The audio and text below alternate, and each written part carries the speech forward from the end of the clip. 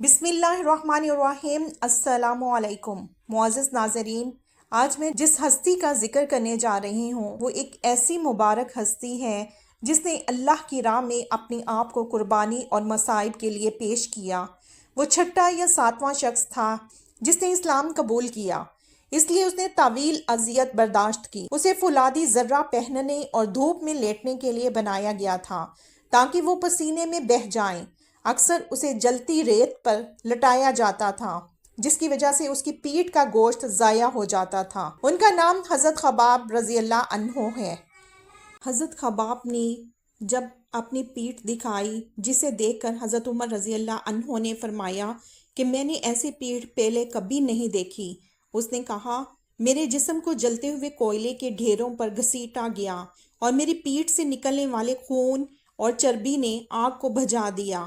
کہا جاتا ہے کہ جب اسلام پھیل گیا اور مسلمانوں نے آس پاس کے تمام علاقے فتح کر لیے تو آپ روتے اور فرماتے، لگتا ہے کہ اللہ تعالی ہمیں دنیا میں ہمارے تمام دکھوں کا بدلہ دے رہا ہے اور شاید آخرت میں ہمارے لیے کچھ بھی نہ بچے۔ حضرت خباب رضی اللہ عنہ بیان کرتے ہیں، نبی صلی اللہ علیہ وآلہ وسلم نے ایک مرتبہ نماز پڑھتے ہوئے غیر معمولی لمبی رکعت پڑھی۔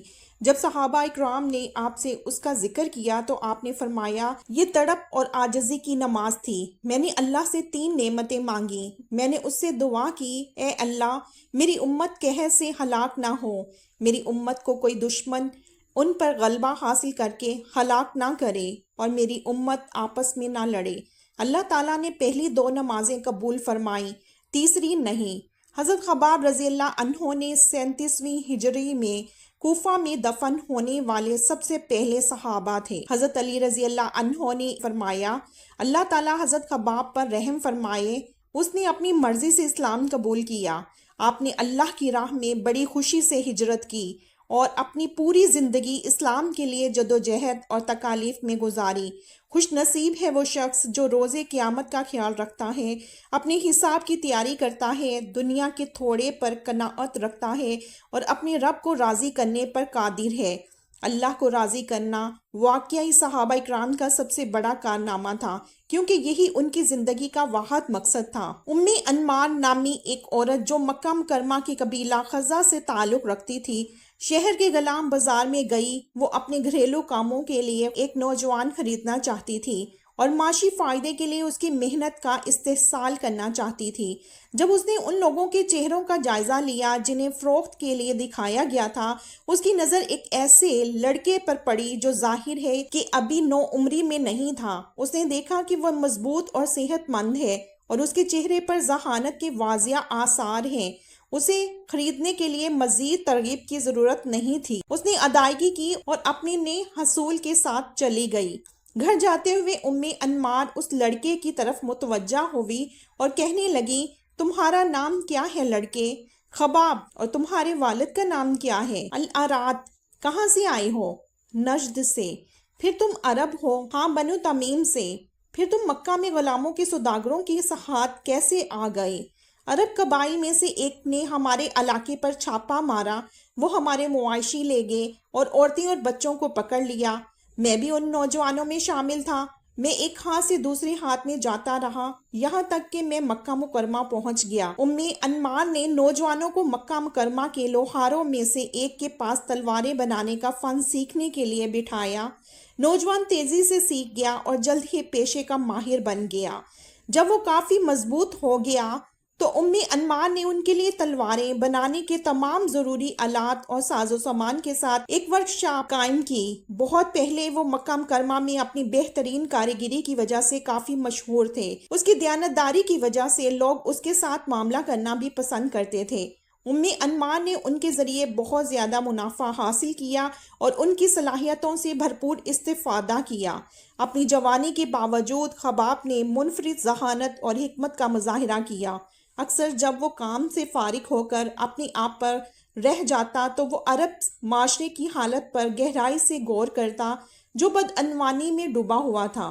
وہ بے مقصد آوارہ گردی، جہالت اور ظلم و ستم دیکھ کر حیران رہ گیا۔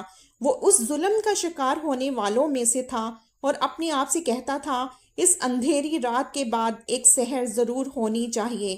اور اس نے امید ظاہر کی کہ وہ اتنی دیر تک زندہ رہے گا کہ اندھیرے کو نئی روشنی کی مستقل چمک کے ساتھ ختم ہونا دیکھ سکے۔ خباب کو زیادہ انتظار نہیں کرنا پڑا۔ آپ کو مکہ مکرمہ میں اس وقت شرف حاصل ہوا جب اسلام کی روشنی کی پہلی کرنیں اس شہر میں داخل ہوئیں۔ یہ محمد بن عبداللہ کے لبوں سے نکلا کیونکہ انہوں نے اعلان کیا کہ کائنات کے خالق اور پالنے والے کے سوا کوئی بھی عبادت یا پرستش کا مستحق نہیں ہے۔ انہوں نے ناانصافی اور ظلم کے خاتمے کا مطالبہ کیا اور غریبوں اور بے دخل کی قیمت پر دولت جمع کرنے کے امیروں کے طرز عمل پر سخت تنقید کی۔ انہوں نے اشرافیہ کی مرات اور رویوں کی مذمت کی اور انسانی وقار کے احترام اور یتیموں، مسافروں اور ضرورت مندوں سمیت پسماندہ افراد کے لیے ہمدردی پر مبنی ایک نئے آرڈر کا مطالبہ کیا۔ خباب کے نزدیک محمد صلی اللہ علیہ وآلہ وسلم کی تعلیمات جہالت کے اندھیروں کو دور کرنے والی ایک طاقتور روشنی کی مانند تھی۔ اس نے جا کر ان سے براہ راست ان تعلیمات کو سنا۔ بغیر کسی ہچکچاہٹ کے اس نے بیعت میں اپنا ہاتھ پیغمبر کی طرف بڑھایا اور گواہی دی کہ اللہ کے سوا کوئی معبود نہیں اور محمد اس کے بندے اور اس کے رسول ہیں۔ وہ اسلام قبول کرنے والے پہلے 10 افراد میں سے تھے۔ خباب نے اپنا قبول اسلام کسی سے نہیں چھپایا۔ جب ان کے مسلمان ہونے کی خبر انمار تک پہنچی تو وہ غصے سے بھڑک اٹھیں۔ وہ اپنے بھائی صبا بن عبد العزیٰ کے پاس گئیں جس نے قبیلہ خزا کے نوجوانوں کا ایک گروہ اکٹھا کیا اور وہ دونوں مل کر خباب کی طرف روانہ ہوئے۔ انہوں نے اسے اپنے کام میں پوری طرح مگن پایا۔ میں نے آپ سے کچھ ایسی خبریں سنی ہیں جن پر یقین نہیں آتا۔ یہ کیا ہے؟ ہمیں بتایا گیا ہے کہ تم نے اپنا مذہب چھوڑ دیا ہے اور اب تم بنو ہاشم کے اس شخص کی پیروی کرتے ہو۔ خباب نے کہا، میں نے اپنا مذہب نہیں چھوڑا۔ خباب نے اطمینان سے جواب دیا، میں نے اپنا مذہب نہیں چھوڑا، میں صرف ایک خدا کو مانتا ہوں جس کا کوئی شریک نہیں۔ میں تمہارے بتوں کو رد کرتا ہوں اور مجھے یقین ہے کہ محمد اللہ کے بندے اور اس کے رسول ہیں۔ خباب نے یہ الفاظ کہے ہی تھے کہ صبا اور اس کے گروہ نے اس پر حملہ کر دیا۔ انہوں نے اسے اپنی مٹھیوں اور لوہے کی سلاخوں سے مارا اور اسے لاتیں ماری یہاں تک کہ وہ بے ہوش ہو کر زمین پر گر گیا۔ اس کے زخموں سے خون بہہ رہا تھا۔ خباب اور اس کی لونڈی کے درمیان جو کچھ ہوا اس کی خبر پورے مکہ میں جنگل کی آگ کی طرح پھیل گئی۔ لوگ خباب کی ہمت پر حیران تھے۔